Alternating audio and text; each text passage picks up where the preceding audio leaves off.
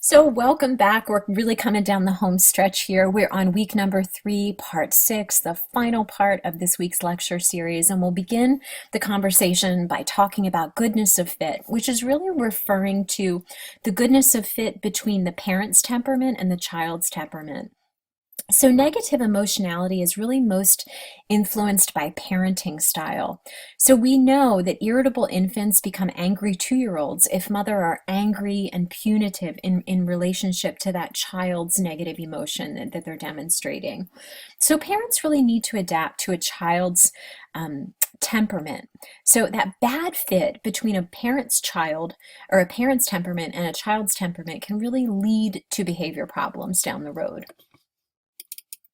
I'm going to continue the conversation by talking about brain development. So the brain is something that triples in size during the first 5 years of a child's life. So it's not a tabula rasa. Our brains are really pre-wired at birth.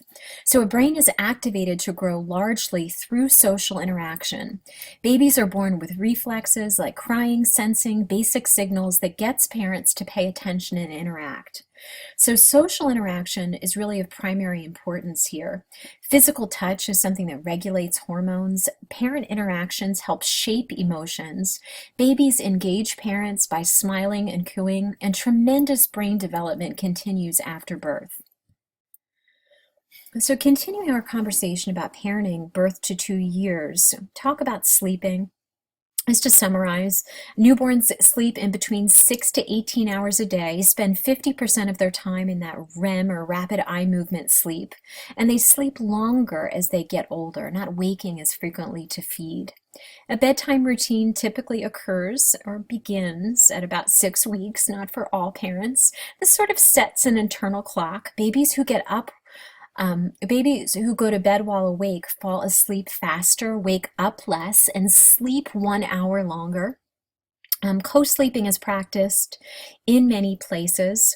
It actually is the norm in most countries outside of the United States. It can be beneficial, but it does increase the risk of accidental death, in particular when one or more or both of the parents has ingested alcohol or another psychoactive drug.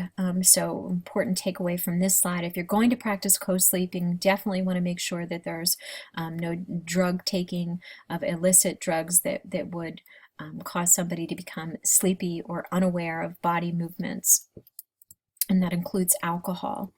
Also talk about parenting birth through 2 years.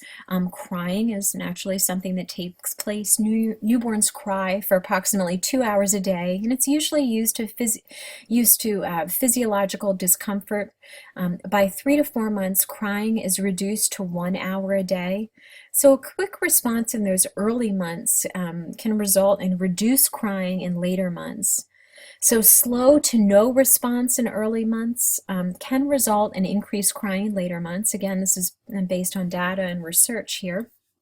And soothing and carrying babies is most effective in crying, stopping the crying. And carrying babies is associated with secure attachment and a better vestibular system in newborns. So we talk about sight. Sight is something, it's one of the senses that is not born, the children aren't born completely with sight in place. Newborns only see 8 to 10 inches in front of their face, and they really prefer a mother's face or their primary caregiver's face as in early infancy. We talk about hearing. Newborns respond to other newborns crying, and that's evidenced by research and data that has been taken in a hospital setting. Newborns are also soothed by swaddling or being wrapped in a blanket, as this baby depicted here is wrapped in a swaddling blanket here. Children are also soothed by sounds, that that shushing sound, which mimics the sound of a womb. Infants are also soothed by sucking and swinging as well. Milestones that occur during infancy. At 3 months, children have voluntary movements in place. They have greater control over their body. It's the beginning of play, typically evidenced by the reaching out or grasping for objects that may be placed in front of them. Children around the age of 3 months really begin to express joy, sadness, and anger. That social smile typically emerges anywhere between 6 weeks to 3 months. Around the ages of 8 months, the motor area of the brain develops. Most children have developed that trunk straight, so they're able to sit up on their own, able to begin crawling or creeping. They begin to express fear. That stranger anxiety really begins to rear its head around 8 to 9 months. Children also develop depth perception here, which is evidenced by this experiment here. Moving on, talking about other milestones that occur right around the ages of 10 months or so, children can really demonstrate the ability to attach words to objects and attach emotions to words as well as objects. At 12 months, the milestones that are most associated with the 1 year time frame is walking and saying the first words. The children by the age of 12 months typically have between 2 and 3 words. And by 18 months, language continues to develop. There's a phenomenon that occurs right around the age of 18 months, which is called the language explosion. So prior to the age of 18 months, children are really learning, anywhere from 2 to 10 words a week. But once children reach that stage of 18 months, you almost can't keep up with all of the new words that they're learning every day. It's, for lack of a better term, it's in this explosion of language acquisition. So right around the ages of 24 months, object permanence is firmly in place. Children right around the age of 24 months or 2 have about 300 words and can usually string 2-word phrases together in sentences. They can begin to become defiant. No is really the most common or typical word uttered in a house that is occupied by a 2-year-old.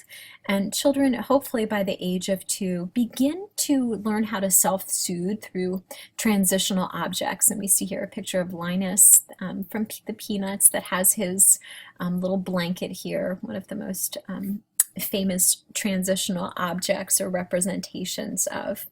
So it's been great having you here with me this week. I'm going to end today's lecture series here. Please remember to reach out to me if you have any questions or concerns, and I'd love to hear any comments that you have about our lecture series or about anything else related to the course material on our discussion wall. So I hope you have a fantastic week, and I look forward to catching up with you later. Bye-bye.